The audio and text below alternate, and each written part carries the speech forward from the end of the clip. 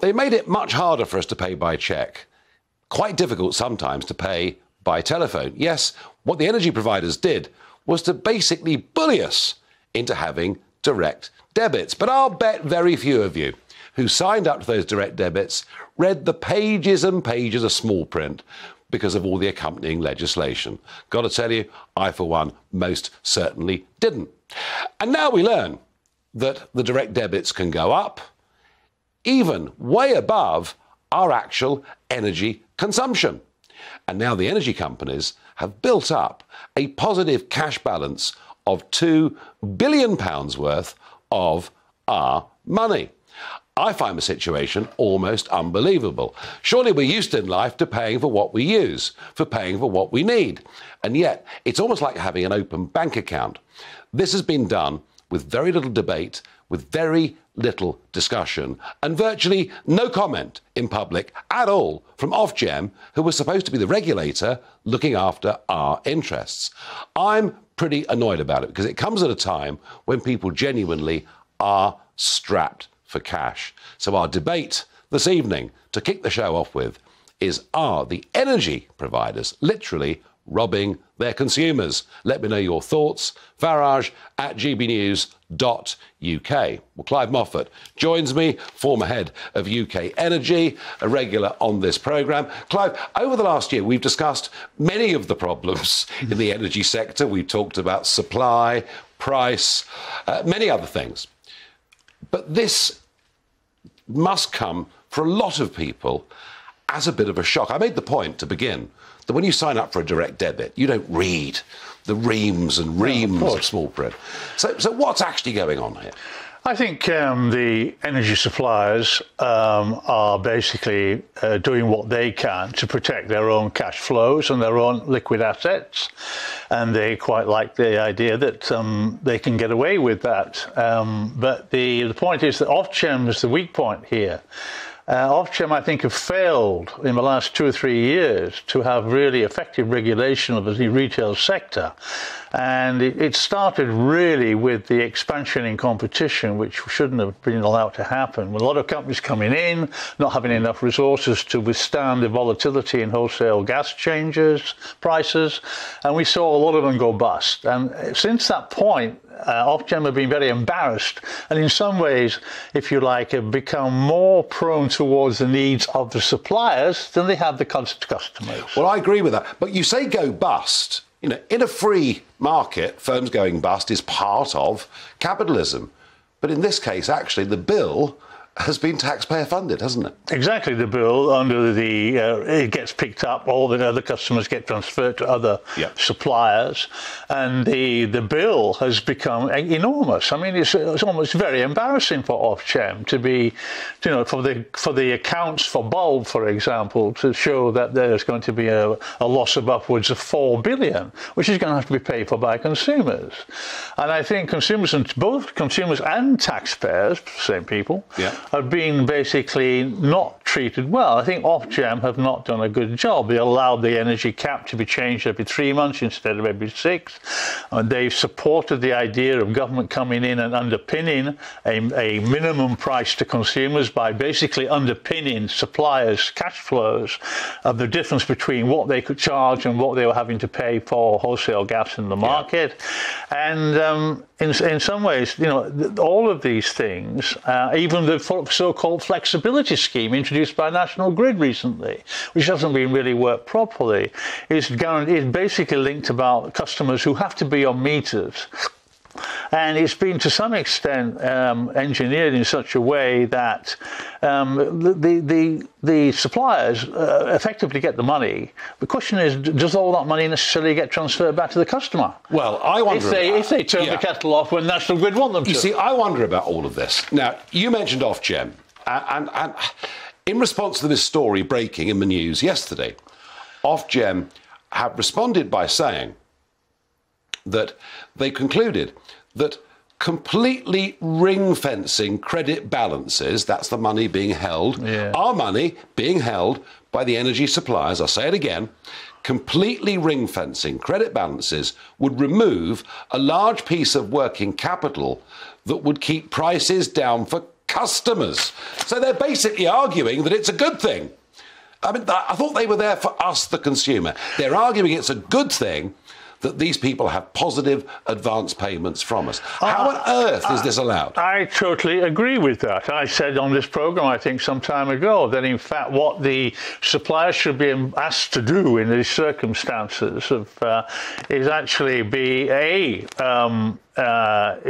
effectively give credit to consumers by offering them deferred payments, not exactly stashing up their own credit balances. And I think on top of this, customers are aware that as taxpayers, they're bailing out these suppliers with huge amounts of money so that the cap can be maintained until next April or whenever it's going to be reviewed. Are we really not saying that much of this is caused by the introduction of caps a few years ago? I think a lot of the problems were the decision to actually introduce a cap. But I also think the problems go back further than that. I mean, I remember years ago, almost 10 years ago, in a debate across the road here, talking about the need, do we need more competition?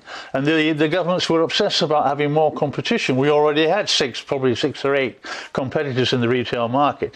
And the Ofgem took the decision to almost open the door to all comers. Anybody who had a respectable piece of consumer billing software could come into the market. No proper checks were done, and Jonathan Brearley and his team have now admitted that they didn't do proper checks. No, cowboys, basically. Yeah, they're not doing checks now. They're not looking at those balance sheets and saying, what's the proportion of credit, consumer credit, as a proportion of liquid assets of these organisations? We're basically allowing them to sustaining their position at the expense of consumers. So I think we need to get to a position, once this cap thing gets reviewed and hopefully is removed, we're getting back to a market operation. Then I think we seriously need to, and probably before that, look at whether or not Ofgem has fit for purpose. Well, I agree with that. Now, what about people at home? Clive, this is really important because times are tough. I bet there's hardly a family Christmas where November's bill wasn't discussed, particularly for those on meters, because they were seeing double the bills they had in October. Exactly. I bet this was discussed as much as the King's speech was discussed around, the Christmas lunch table. So people can check their situation, can't they, with their provider? They can email them, they can ask them for an update on their account. And if they find that they actually have a credit that is lodged with that provider, they can ask for the money back. Yes, they'd be having to do the job of the supplier by calculating what they've used relative to what they've paid, and why should they be asked to do that if they're already paying for a service which they're not getting? And I think, the other thing that I think that needs to be done, we've been told there's going to be a public information campaign to 25 million quid to try and help people adjust their demand in this situation. And we've seen nothing of that seriously. And I think the suppliers should be basically told that they're going to have to fund that. They are, but they can request a refund. That's the important thing. Indeed. And Ofgem, to be fair to Ofgem, do put this on their website, but they haven't exactly advertised it. So what I want to say to people, particularly those who are, facing very, very tough times, is get in touch with your supplier, see if you have a positive balance with them. It may mean checking a meter. If you're on a smart meter, they'll know already. And if you have a positive cash balance, you can ask for it to be returned to you. If you have any difficulty with that provider in them not paying you that money back, then get in touch with this programme, farage@gbnews.uk, and I promise you, we will get those suppliers jumping around a bit with the threat of going to the Ombudsman. Clive, sticking with the whole energy side of things. Ursula von der Leyen, the unelected leader of the European Commission, said the other day that we're going to set a cap on what we're going to pay Russia for oil. A comment on that and Putin's response. Well, first of all, that is, most analysts, economists would agree, it's a global price for oil, it's a global market for oil. And no subsection of the world market could try and impose a cap about what it's prepared to pay. It may go without getting any oil as the outcome of that. And they would have to look at the internal implications of that for the economies and consumers, obviously. No, I just don't see that as happening. Neither did I see before, some months ago, when they were trying to put an embargo on importation of gas. I mean, that didn't really work either. And I think this whole thing about Europe trying to barricade itself in a way is not going to help with prices. It's certainly not going to help consumers. But it's also filled with contradictions, because we learn now that France is importing even more natural gas from Russia than the Germans are. I know. What are we to believe? Well, as I say, the market will prevail, and Europe has shown that it's prepared to almost say one thing while market-wise, things are being done differently. It's extraordinary. Clive Moffat, as ever. Thank you. Final thought for me as we're talking about utilities. This is from me to Thames Water. Please stop writing to me. Please stop wasting your money. Please stop telling me that it is now urgent that I get a water meter. You explained in the first letter to me you want me to have a water meter because you want to manage demand. Well, that worries me. I thought that's more of a threat than a promise of a bright, happy future. Your last letter to me said, unless I have this water meter, you're going to put me on a different tariff. Well, I tell you what, Thames Water, when you stop the weekly, even bi-weekly, huge leaks of water occurring in roads all around my area, often leading to road closures, I might just think about it. Until then, stop wasting everyone's money, stop writing to me. Thank you very much indeed.